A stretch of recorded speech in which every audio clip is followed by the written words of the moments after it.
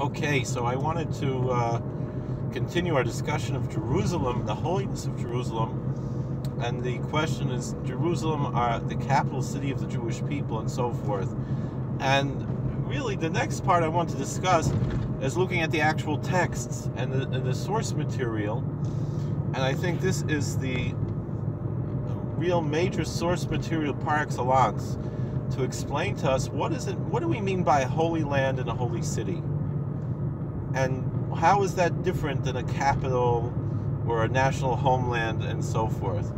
And so we have the Mishnah, very famous Mishnah in Kalim, the 6th Mishnah in the first chapter of Kalim. It says, Eser Kedushos Hein, there are 10 levels of holiness. There are 10 and it starts off like this: Eretz Yisrael Mikudeshes Mikol Ha'aratzos. The holy land, the land of Israel, is holier than any other land. First of all, that just incidentally, that type of terminology seems to indicate that there is holiness in other lands. It's just that Eretz Yisrael is holier than other lands. What does that mean? So how do we define holy? What does it mean sanctity?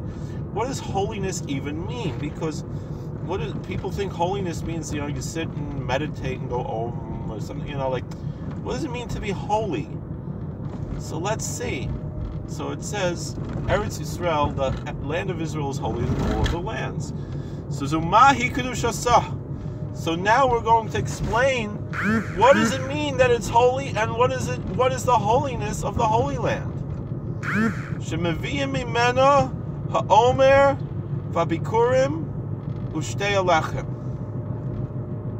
Ma she'ein meviyin kain b'kol ha'aratzos.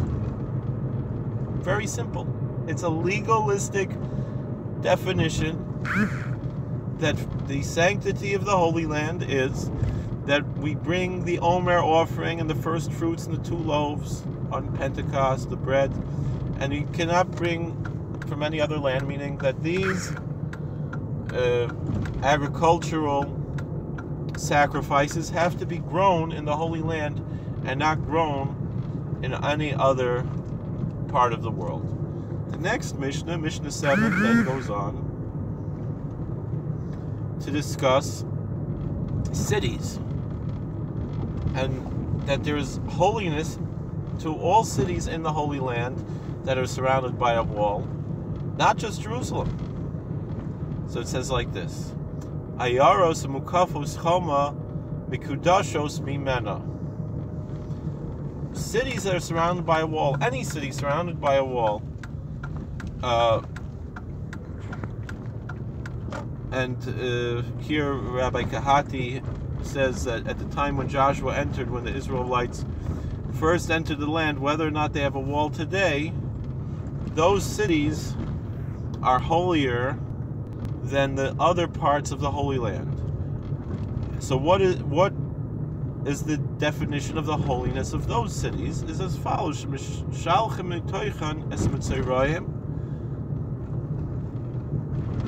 that we do not let lepers live in those cities. A city that's surrounded by a wall, a leper has to be sent out of it.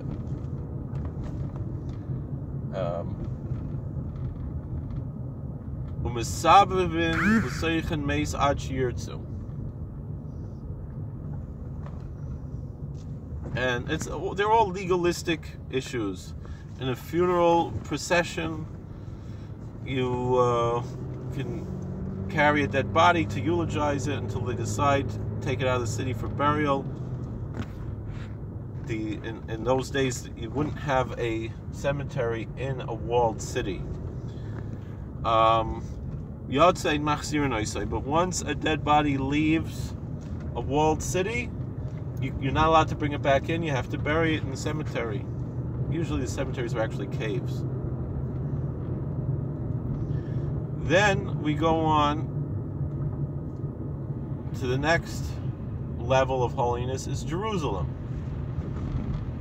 And Jerusalem is a walled city, but Jerusalem has special legal aspects that are different than other walled cities.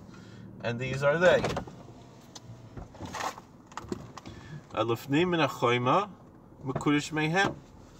Within the walls of Jerusalem, even though it doesn't mention Jerusalem.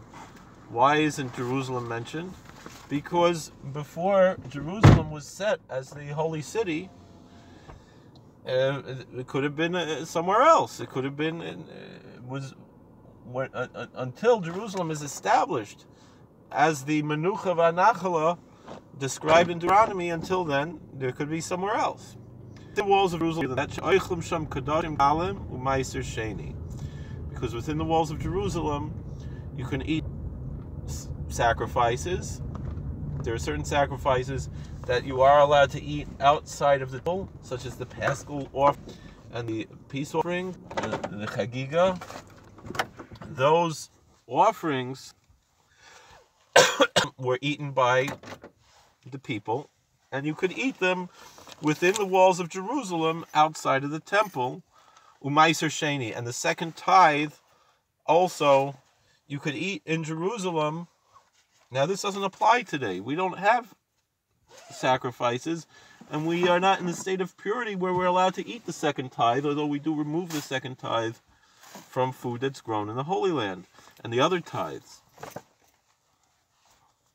That being said, now we understand the holiness of Jerusalem as a holy city means that that's a place where, when they would make the pilgrimage to Jerusalem every year, they could eat the sacrifices within the whole walls of Jerusalem and not only in the temple itself. And the temple itself was, of course, in Jerusalem.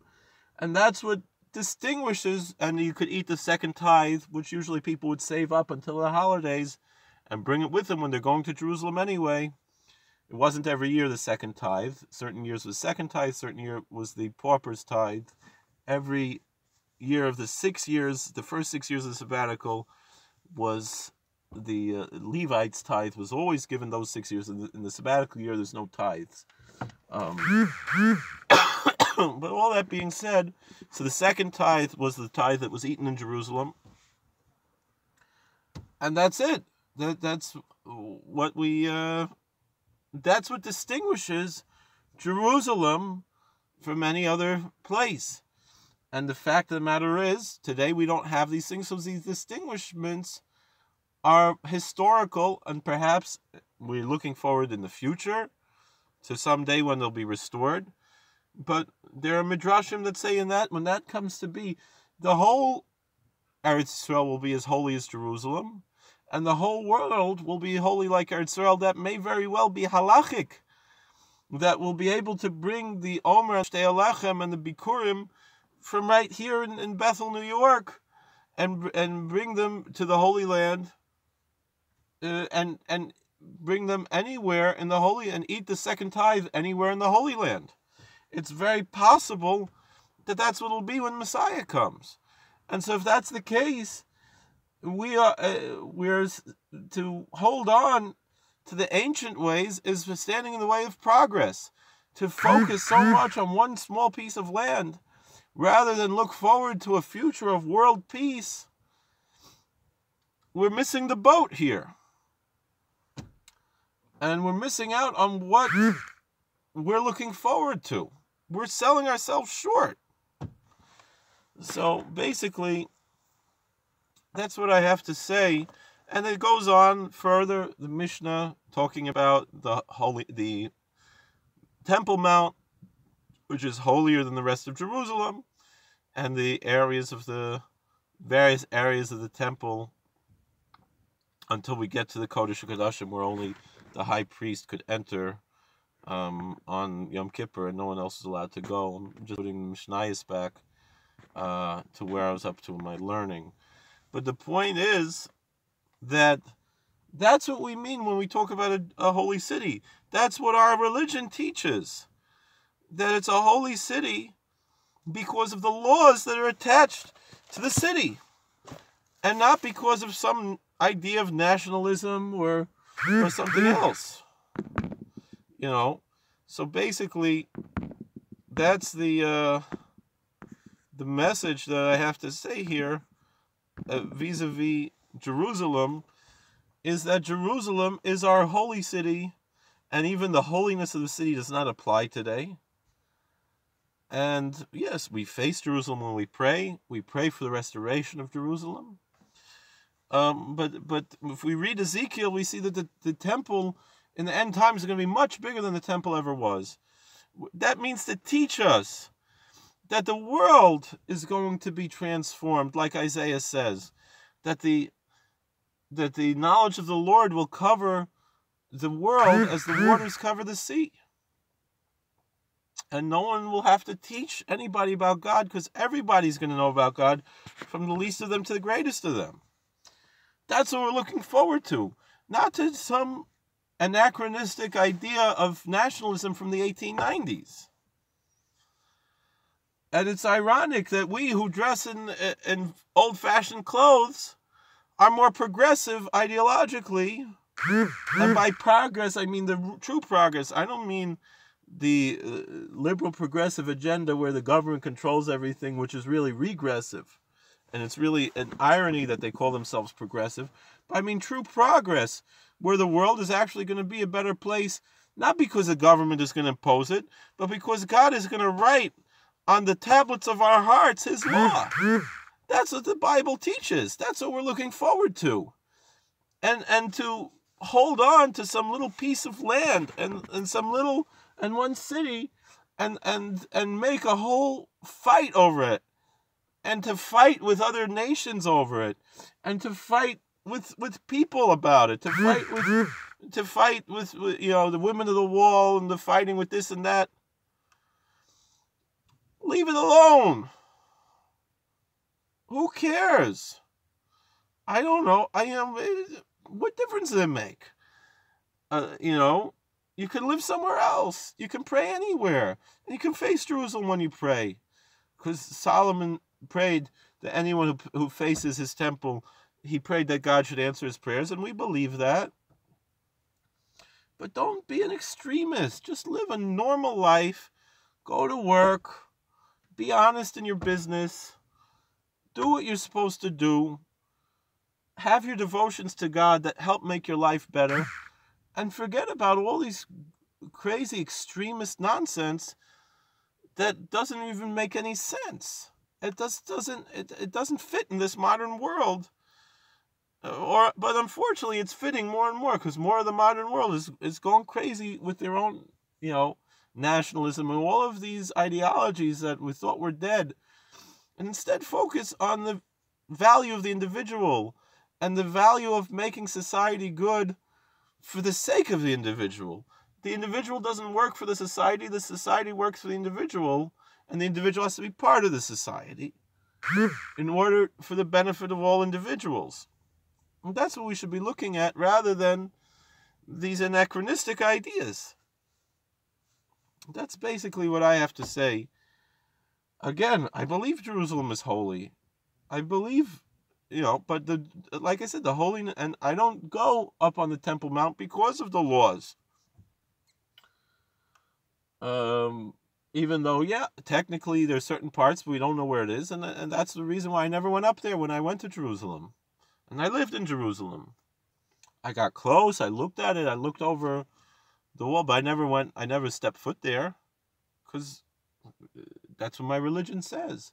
And the fact of the matter is, whatever the religion says, the fact of the matter is, it causes enmity to go there. And we shouldn't be trying to make other people angry at us. We should try to seek peace.